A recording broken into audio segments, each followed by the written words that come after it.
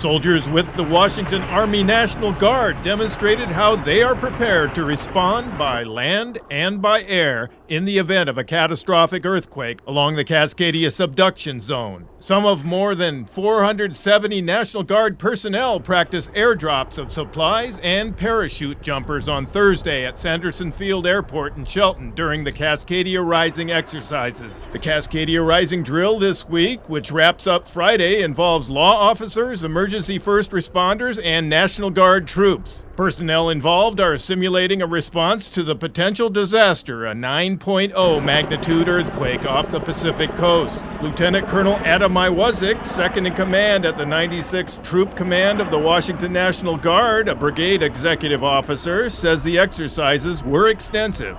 We have everything from going out, having recon of bridges and roads, as well as airfields in the vicinity, and confirming or denying their ability to be used in response to the operation at hand. So we may also have traffic control points established by our military police units, distribution of food or water, fuel, also water purification distribution taking place if needed. We also have food service being cooked and provided, and that's actually being simulated through foods and meals being prepared at Camp Murray. We also have our operations center being set up where we can command and control the subordinate units and have them provide information to us, as well as we task them as we receive information from our hire at Camp Murray and reporting to them the status of what's taking place. Iwaszuk explains how the exercises benefit the troops. It makes us think of what potential scenarios would come about, and also those that are injecting the scenarios from hire at Camp Murray.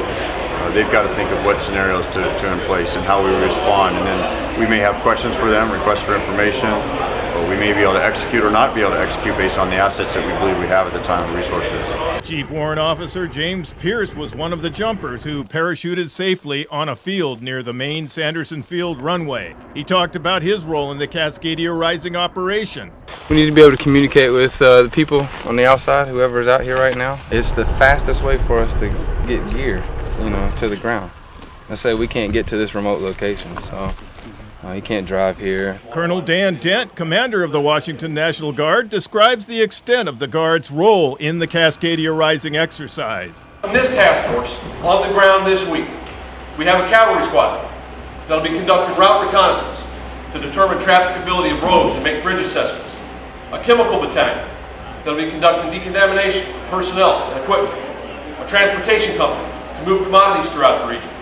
A military police company that can assist local law enforcement, and a medical company from the Washington Guard's new Striker Brigade combat team that can handle everything from trauma and stabilizing life to evacuation and en route care. For the Horizon Communications and Airspace Management.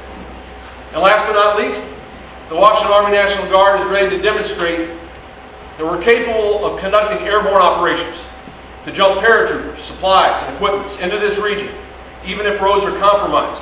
Lieutenant Colonel Iwaszuk talked about the sacrifices the National Guard soldiers make in times of such disasters. These are all soldiers and airmen that are part of the Washington National Guard, as well as some other states. We all have families as well that would be impacted by such a scenario or issue, domestic operation.